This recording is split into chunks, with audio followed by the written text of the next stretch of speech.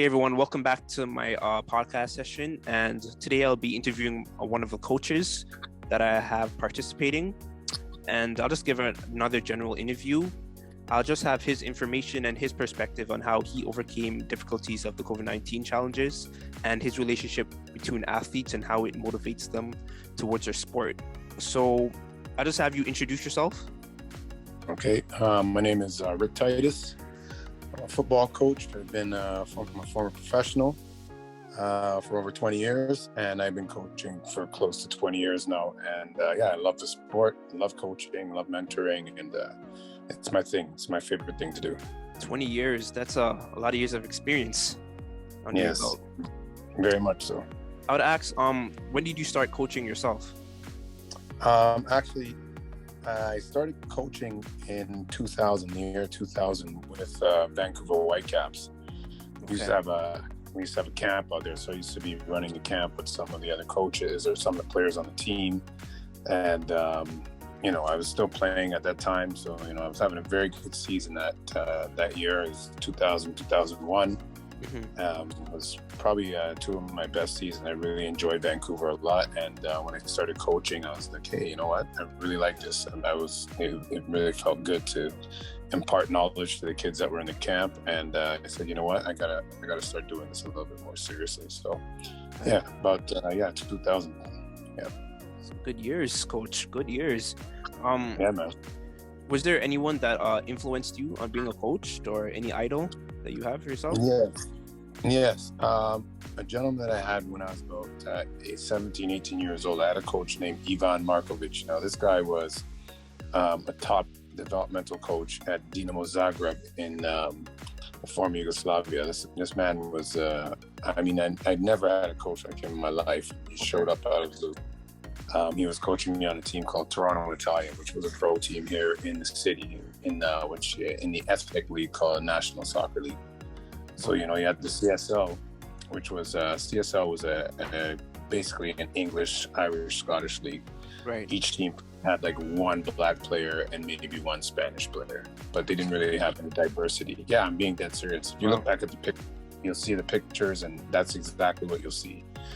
And there was no diversity, but in the ethnic league, it was all pros that were coming over from Europe and Greece and Italy and all these different places, and there were black players on all the teams, and it was very diverse. So my team had this gentleman named Ivan Markovic show up, and this man had a wealth of knowledge. I mean, he had 1,000 exercises for, dynamic training and running and sprinting. So he had a multitude of exercises for different phases of the game, different parts of the game. And I had this man as my coach for a couple of years, and we never had the same practice twice. So it's just to tell you how much we were learning from this guy. And all the things that I do as a coach, a lot of what I do as a coach is what I learned from this man. The elements he used, and some of the techniques that he used for, his training, also his psychological training with the team. He had different things that he did that were really smart, and people didn't give him enough credit. We won a championship with him our first season that he coached, and he was an incredible part of my life, and really made me feel like coaching is something that I really want to do. Yeah. Right, that's good. Are there any athletes in your own family at all, or any other coaches in your family as well? Well, my father actually coached me when I was young. Well, he didn't really coach me, but he used to take me out to the park, teach me step overs and how to dribble and stuff like that. So he was a large part of my early football development when I was 5 to maybe 12 years of age. He used to be around a lot. He used to take me to all my games, and really used to take me to the park and really say, hey, do this and try this. And so he was kind of like my first coach. Okay, that's good to hear. Hear. In terms of the pandemic, when COVID-19 really hit, a lot of people didn't know how to handle it, and there were a lot of restrictions. As a coach for like yourself, what were some of the resources or facilities that were once available for you to use that were no longer available once the pandemic hit? Well, we weren't able to use a lot of the indoor space, right? So and they had a lot of restrictions. You couldn't do this, you couldn't do that. So it really made training sort of I don't know, it put a real spin on the training where you had to be very inventive and creative in order to make sure that the players were enjoying themselves. I had a very young team at the time. They were 07. I was at North Mississauga. As you remember, Matt, I coached you there as well. But you know, the North Mississauga had changed. They had a new president, Right. New leadership, and it was pretty bad. They didn't know what to do with the whole pandemic thing, so they made a lot of bad decisions, which made coaching very, very difficult. Right. So the players and I started going online. So I just started doing stuff online with them, and I started training. I started doing ball mastery and dribbling. Right. Online in short spaces, and then I also started doing what I called the Rise 100 Club. So I started doing a fitness club where all the exercises you do, you're doing 100 reps of it. Right. Online, all online for them to follow. All online, yeah. So I developed a good relationship with the kids on the team doing that, and also got in a very good shape. So I started, I changed my perspective a little bit. So the pandemic wasn't really bothering me that much. I started getting fit. I started reading a lot more because I used to read a lot before, and it gave me time to kind of focus on myself and focus on the parts of me that were, I needed to fix. There's parts of all men have issues with their emotional stability and their emotional side and dealing with their emotional self. Very true. Especially men my age, we didn't really grow up with that. I grew up very hard, and I got some very rough edges, right? So I needed to fix up that and kind of work on myself, and the pandemic gave me a lot of time to do that. It gave me a lot of time to think about what I want with my life, what I want to do with my life, because it was a turning point for a lot of people. A lot of people lost their relationships and lost partners, and there was a lot of divorce and a lot of separation. So people were really going through a very big transformation, which is also continuing now. As you can see, you have the Freedom Convoy truckers, right, that are fighting for people's rights. Yeah, because you can't, as a government, just go and tell people that you have to do something with your body. That's true. Yeah. In terms of the athletes that you have on your team, or even just like over the years that you've worked with different teams, have you seen the change in behavior in terms of them listening to your parents and the opinions of the coach? So like, how important is it for you to value the opinions and suggestions of your players, but also the opinions of their parents as well? Well, I'll tell you, like I said, things are always changing and evolving and transforming. Right. And I think the relationship between the coach and the player and the parents, I think it has, in African culture, the village is what's important. In Jamaican, Trinidadian culture, even back in my day, if you got in trouble in the street, a neighbor would whip your tail, right, and send you home, right? Because that was what the street was like. That was what the community was like. We looked out for each other. All the children were children of the community. And I think in order for football and sports to get better and to improve, I think the relationship between the parents, the player, and the coach has to be something that is more considered. Because I think as adults, we need to make sure that you young people have a prosperous life and live a life where, you're not seeing too much trauma and you're having a good life. So we need to work together. We need to work together on, solutions for you as players. We need to work on ways to make sure that your life is better, that you improve upon your life, because you want your children to always have a better life than yourself. So in order for us to do that, we have to care about more than just our children. We have to care about all the players that we coach, their families, their mother, their father. Right. And I think that relationship is going to improve as we get older and we understand cognitive development in children, in adolescents, in teenagers, and in young adults like yourself, right? So once we understand that a little bit more, I think the relationship between the three will make improvement in the world. I think it'll help us to have a better society if our children are more adaptive and more adjusted. Their mental health is being cared for. I mean, this pandemic is causing a lot of kids to have poor mental health. I mean, there's a lot of athletes that are going through some serious stuff right now. Very stressful for a lot of athletes.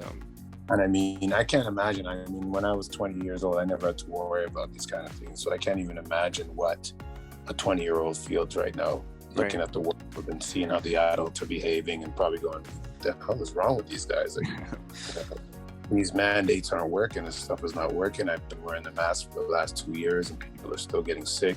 Sure. And there's still stuff going on. So why do we have these restrictions? Because young people ask the right questions, right? Right. They're not as jaded as older people. Older people are stubborn. They're really set in their ways. And they're not able to look at the world the way young people look at it. And young people are going to be the ones that are taking over the world soon.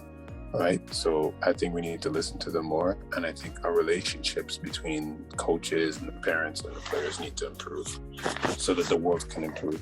I think the point you made of the young people being able to be open is a very crucial point, because I find it that coaches, they have a certain way of working, and a lot of coaches, not just you, like not you specifically, a lot of coaches are stuck in their ways of doing things, and they don't really take advice from other people. So I think that your perspective of saying that is really crucial, and it's evident, as you can see, as time progressed through sports, that it's very important to adapt to suggestions of players. Well, look at this, man. Like, I mean, last year I had a player on my team that cursed me out, that is very quiet, doesn't really say much. Shaq, right? Shaq, a guard. Shaq, a guard, got really mad at me at a training session, like really pissed off, because I was being too negative, and I had been too negative as a coach for a long time, but I hadn't had anybody call me out on it because people were afraid of me, right? Like I said, I'm very rough around the edges. I'm old school to a great degree, because I believe in a lot of those old school principles and stuff. But he was right, and I went home that night and I was kind of like, wow, I just got cussed out by one of the most quietest players I've ever had. And he was like really mad. So that moment right there was a defining moment for me as a person, as a coach. And I had to change the way I did things. And I don't know if the players can actually see that, but I really had to change that part of me that was a little bit too negative and a little bit too very, very judgmental, right? And it came back at me in many ways. I got a 7-game ban last year because but I was fighting different things at that point. That had to do with a lot of racism and kind of drawing the line on it. So there were different things happening, but it caused me to transform and really kind of take control of myself as a person, take control of my emotions as a man and as a leader. You can't be that kind of person that's a negative person. You have to be very motivational. You have to and you have to look at every situation as a learning experience, as opposed to something where you have to cuss out somebody or tell them that they got to do better. Right. If I'm going to do that with my players, and I got to do better as a coach as well. I have to show improvement as well, or else they're going to call me a hypocrite. Very true. So, I mean, we're always learning, Matt, and I think as an older man, it's crucial for me to learn, because as you get older, you need to use your brain and keep thinking and keep moving and keep creating in order to stay relevant in the sports, especially. If you remain stubborn and stuck on doing certain things a certain way, you're not going to make it, and your team's not going to make it either. Very true. So, it's good to see that for the listeners that'll be able to listen, they could definitely see that you're open and you're smart. You're open to advice and you adapt. Yes, man. Like, I've been listening to the players ever since that night with Shaq about, what they feel and what they think and stuff. And it's true, man. This is a different world, man. Young people have a much more open view about the world. And you have had information at your fingertips through the internet from the time you were born. Right. I didn't have, when I was younger, we had to go to the library and go to check a encyclopedia. Like, are you kidding me? And that in the encyclopedia is one opinion. Yeah. You know what I mean? You punch in something in the internet now and you get hundreds of Resources, thousands different, yeah, very true. and lots of different views, right? So you have a very easy way to kind of like look at things. For some, it can be very confusing, but for others that are smart, they were able to filter out what things are not real, what things are real, what things are really helpful. And you really get to have a good sense of, you know, what it is you want, what you like, what works, what doesn't work, and you get to have that happen immediately. It's instant. Your fingertips, right? Very true. Yeah. So your generation is obviously going to be more intelligent. My generation, their ability to adapt is going to be better in my generation. The only thing that my generation may have over you guys is a little bit more wisdom. Right. I would say too. Right. Experience is that wisdom is knowing things are going to happen a certain way before it happens. We have that because we have that intuition, because we didn't have the distraction of the internet when we were younger. That's true. You know, we had books that we were able to read and focus on and concentrate on. So when we remember things, there's a really lived experience to it. I remember reading books and smelling the book, remembering the smell of the book, the smell of the room, because we didn't have the distraction of the internet, the electronic distraction of reading it on the screen. Very big part that you said that. Very important that you said that, because technology right now, as you can see, is actually a big distraction to certain people because they don't know how to multitask or even organize themselves as well. Yes, and to get away from it too. Like, I mean, you got people that get on TikTok for 3 hours and to stay on it, right? And stay on it, you know.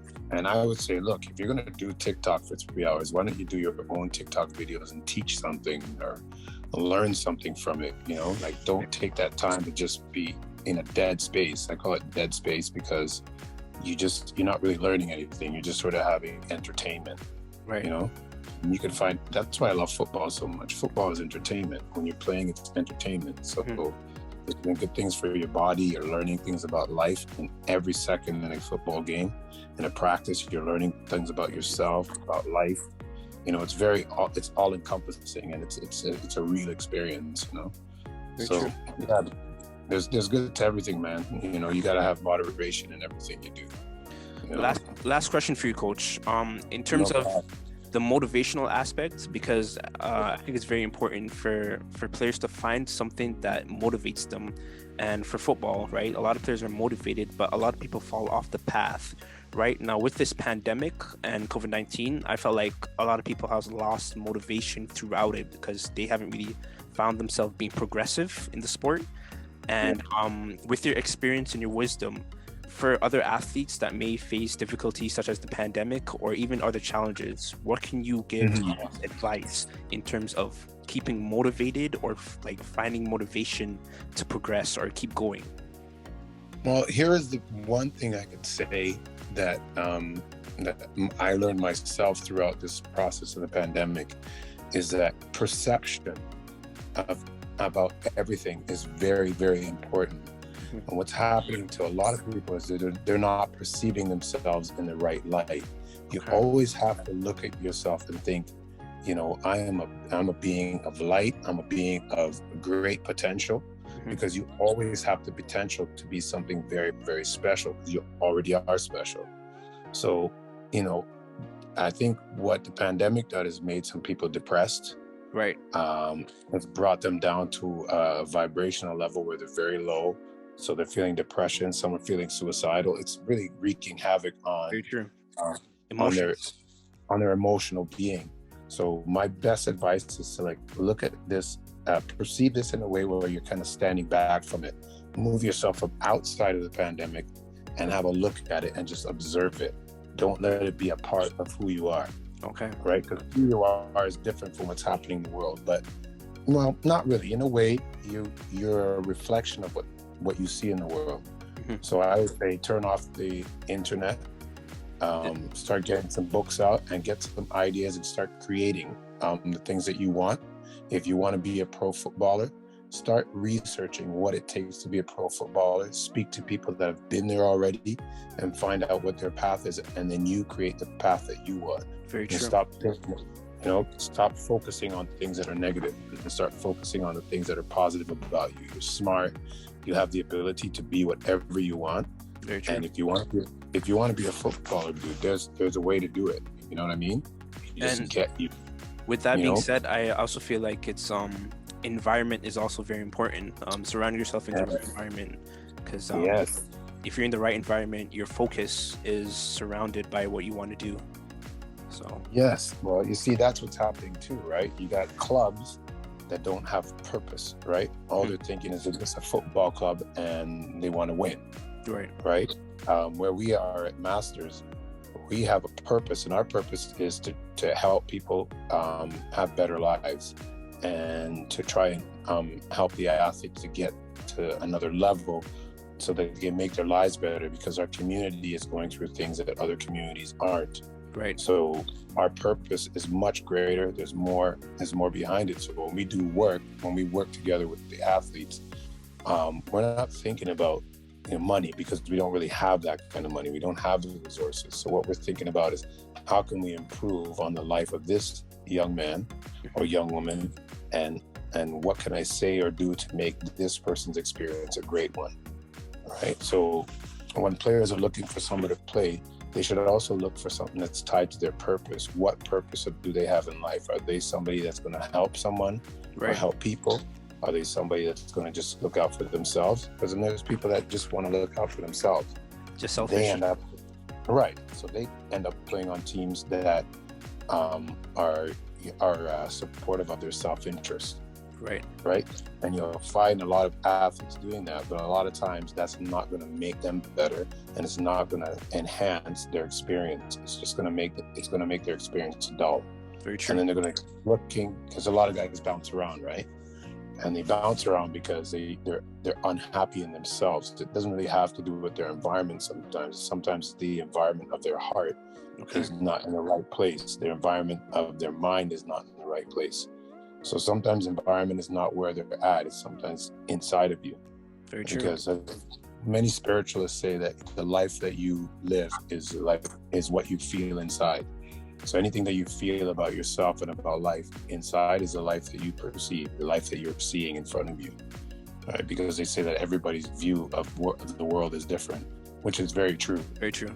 Right? So if you want your world to change, you want to be a pro footballer, then start behaving the way a pro footballer does. A pro footballer eats right, he sleeps right. You know what I mean? He trains every day, and he does the things that are really important to make him a professional, right? I became a professional because I learned to live that lifestyle for my entire life, and I still live it now. I still eat right. I still do things for my body. I'm 53 years old in March, and I'm still very fit.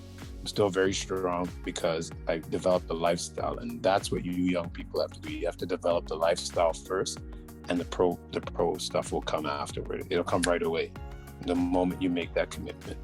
All right. I just want to thank you for giving your words of advice and wisdom. You can see that you're very experienced, and you're intelligent in the way that you progress and you share your advice with people. So I just want to appreciate you and thank you for your time on being my podcast session. Appreciate you too, Matt. Thank you very much for giving me this opportunity, man. I appreciate it, man. Thank you very much.